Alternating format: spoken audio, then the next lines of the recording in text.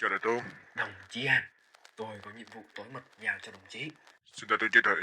Chúng ta cần cử một người sang Liên Xô để thực hiện một nhiệm vụ sinh học quan trọng. Nhiệm vụ này có thể ảnh hưởng đến tương lai của cả hai quốc gia. Xin đại tướng cho biết thêm nhiệm vụ. Nhiệm vụ cụ thể tôi sẽ trao đổi riêng với đồng chí. Tuy nhiên, tôi cần đồng chí phải hoàn thành nó trong hai ngày. 2 ngày. Thưa đại tướng, nhiệm vụ quan trọng như vậy, thời gian có quá gấp gáp không? Tôi hiểu lo lắng của đồng chí. Tuy nhiên, tình hình hiện tại rất cấp bách. Chúng ta không thể trì hoãn thêm được nữa. Xin đại tướng yên tâm, tôi sẽ cố gắng hết sức để hoàn thành nhiệm vụ. Tôi tin tưởng khả năng của đồng chí. Hãy cẩn trọng và bình tĩnh. Đồng chí An. Vâng, thưa đại tướng. Chúc đồng chí may mắn.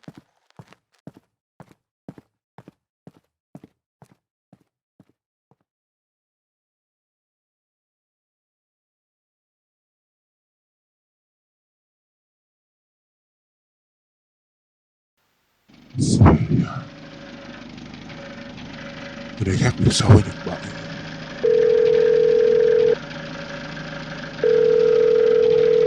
Anton, tôi đã đến Siberia.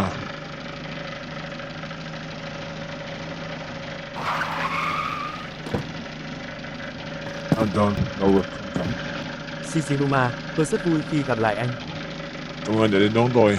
Không có gì. Nào, chúng ta về khách sạn thôi. Rồi. Anton, anh đã gửi thông tin gì cho tôi? Shiziruma, đây là tất cả thông tin mà anh cần. Cảm ơn anh. Shiziruma, nhiệm vụ này rất nguy hiểm. Hãy cẩn thận. Tôi hiểu. Nếu anh cần giúp đỡ, hãy liên lạc với tôi. Tôi sẽ không làm anh thất vọng đâu.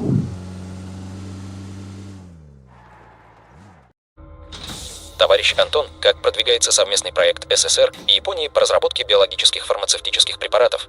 Докладываю, генерал, проект проходит очень гладко. Исследовательские группы обеих сторон добились значительного прогресса. Хорошо.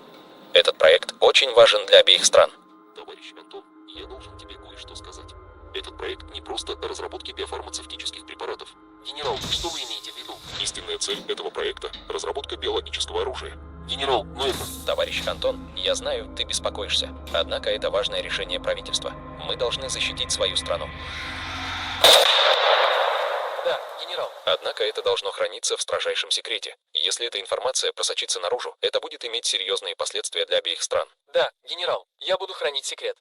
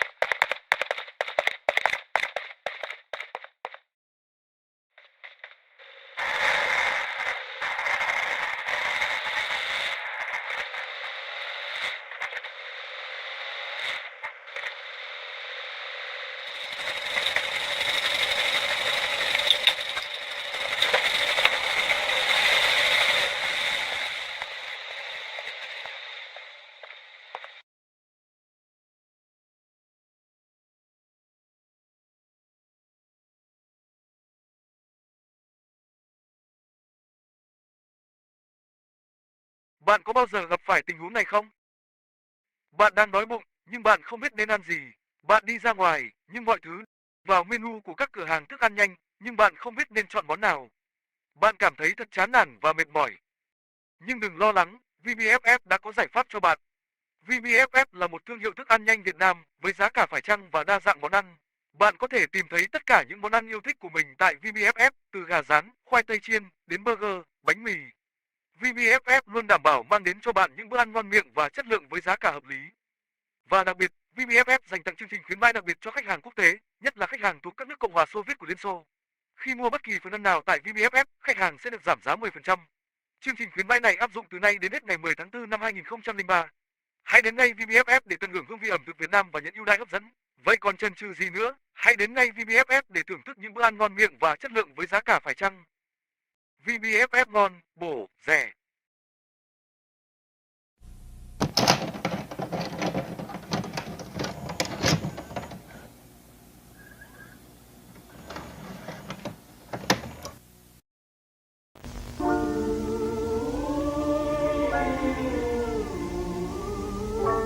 Từ thuở xa xưa, sau khi Thượng Đế đã dựng nên trời đất và muôn vật, Ngài muốn nắn một hình người từ bụi đất theo hình ảnh của Ngài và hạ sanh khí vào lỗ mũi. Thì lúc đó loài người trở thành một loài sinh linh, biết đi, biết đứng và biết nói.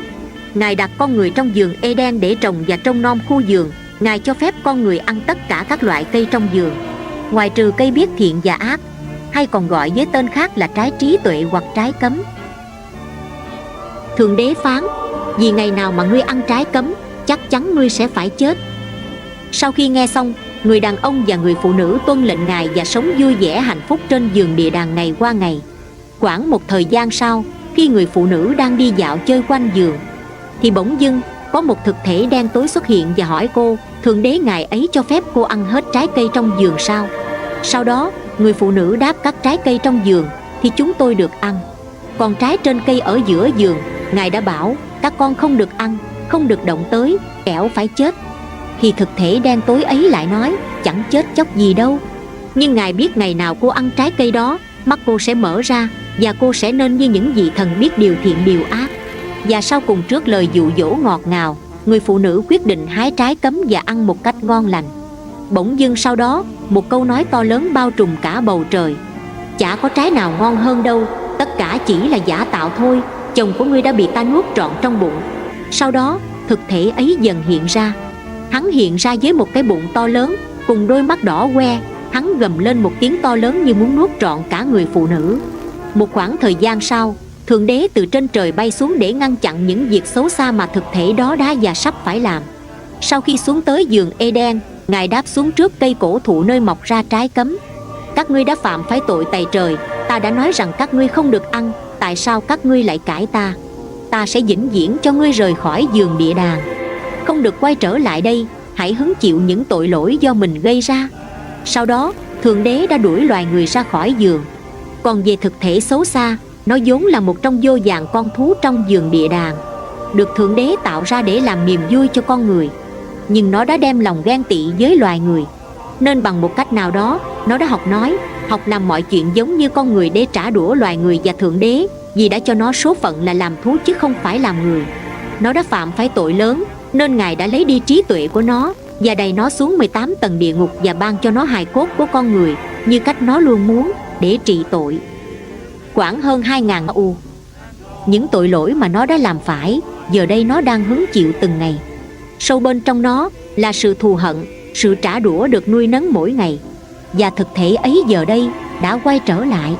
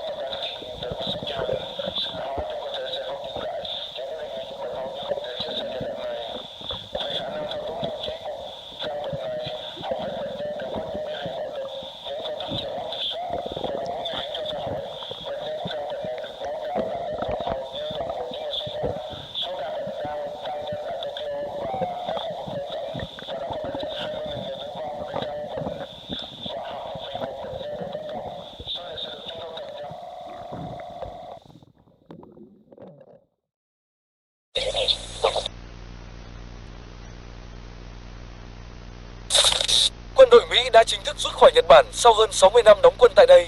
Động thái này được cho là do Mỹ không thể đáp ứng các nhu cầu bảo đảm an ninh cho Nhật Bản trong bối cảnh tình hình thế giới đang có nhiều biến động. Việc quân đội Mỹ rút khỏi Nhật Bản đã khiến cho tình hình an ninh tại đây trở nên vô cùng bất ổn. Các lực lượng cộng sản Nhật Bản đang lợi dụng thời cơ này để giành quyền kiểm soát đất nước. Theo thông tin từ các nguồn tin đáng tin cậy, các lực lượng cộng sản Nhật Bản đã giành được quyền kiểm soát hầu hết các khu vực trọng yếu tại Tokyo, bao gồm các tòa nhà chính phủ, các cơ quan truyền thông và các lực lượng vũ trang. Sự sụp đổ của nhà nước Nhật Bản do Mỹ hậu thuẫn đang đến rất gần. Nếu các lực lượng cộng sản Nhật Bản tiếp tục giành được quyền kiểm soát toàn bộ đất nước, thì Nhật Bản sẽ trở thành một quốc gia theo chủ nghĩa cộng sản. Bên cạnh đó, sự trỗi dậy của Liên Xô kể từ khi Tổng bí thư Yuri Mokolov đã tiến hành cải cách đất nước từ năm 1984 năm 1991 và đất nước Liên Xô vượt qua được cuộc khủng hoảng cũng đang là một mối đe dọa lớn đối với an ninh của Nhật Bản. Liên Xô đang ngày càng tăng cường ảnh hưởng của mình tại khu vực Đông Bắc Á. Nếu Liên Xô can thiệp vào tình hình Nhật Bản, thì tình hình sẽ càng trở nên phức tạp và khó lường. Hiện tại, chính phủ Nhật Bản đang nỗ lực để đối phó với tình hình an ninh đang ngày càng căng thẳng. Tuy nhiên, việc quân đội Mỹ rút khỏi Nhật Bản đã khiến cho nhiệm vụ này trở nên vô cùng khó khăn. Vào ngày hôm nay, Ủy ban Cách mạng Nhật Bản đã tuyên bố sẽ tiêu diệt tất cả tàn dư của chính phủ cũ và sẽ tiến hành cải cách đất nước vào năm 2003. Tổng bí thư Đảng Cộng sản Nhật Bản Tanaka Norio đã phát biểu trong một cuộc họp báo hôm nay rằng ông sẽ không khoan nhượng đối với bất kỳ ai ủng hộ chính phủ cũ hoặc chống lại chính phủ mới. Ông cũng tuyên bố rằng ông sẽ tiến hành một loạt cải cách nhằm xây dựng một xã hội công bằng và bình đẳng hơn. Vào ngày 18 tháng 1 năm 2003, quân đội cách mạng Nhật Bản đã tiến thẳng vào Okinawa nhằm giải phóng hòn đảo này khỏi sự kiểm soát của chế độ cũ. Cuộc tấn công diễn ra nhanh chóng và hiệu quả. Các lực lượng cách mạng đã nhanh chóng chiếm được các vị trí quan trọng trên đảo, bao gồm thủ phủ Naha. Chiến thắng của quân đội cách mạng ở Okinawa đã tạo ra một bước ngoặt quan trọng trong cuộc nội chiến Nhật Bản. Nó cho thấy rằng lực lượng cách mạng đang ngày càng mạnh mẽ và có khả năng giành chiến thắng trong cuộc chiến. Sau khi giải phóng Okinawa, quân đội cách mạng tiếp tục tiến vào các thành phố lớn khác của Nhật Bản, bao gồm Osaka, Hiroshima, Nagasaki và Nagoya. Tại các thành phố này, quân đội cách mạng đã gặp phải sự kháng cự quyết liệt của các lực lượng của chế độ cũ. Tuy nhiên, cuối cùng, quân đội cách mạng đã giành được chiến thắng và bắt sống tất cả các binh sĩ của chế độ cũ.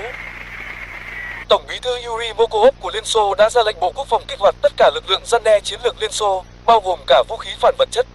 Đây là động thái được thực hiện sau khi Mỹ có động thái chống lại Nhật Xô. Việc kích hoạt tất cả lực lượng răn đe chiến lược của Liên Xô là một động thái mạnh mẽ thể hiện quyết tâm của Liên Xô trong việc bảo vệ nhà nước Nhật Bản. Nó cũng là một lời cảnh báo đối với Mỹ rằng Liên Xô sẽ không khoan nhượng nếu Mỹ có ý định can thiệp vào tình hình Nhật Bản. Mỹ đã phản ứng với sự kiện này bằng cách tăng cường hiện diện quân sự tại khu vực Đông Bắc Á. Mỹ cũng đã tuyên bố rằng nhà nước cách mạng Nhật Bản là một mối đe dọa đối với an ninh của Mỹ và đồng minh. Động thái của Mỹ đã khiến cho Liên Xô lo ngại rằng Mỹ đang có ý định can thiệp vào tình hình Nhật Bản. Để đáp trả lại động thái của Mỹ, Liên Xô đã ra lệnh kích hoạt tất cả lực lượng răn đe chiến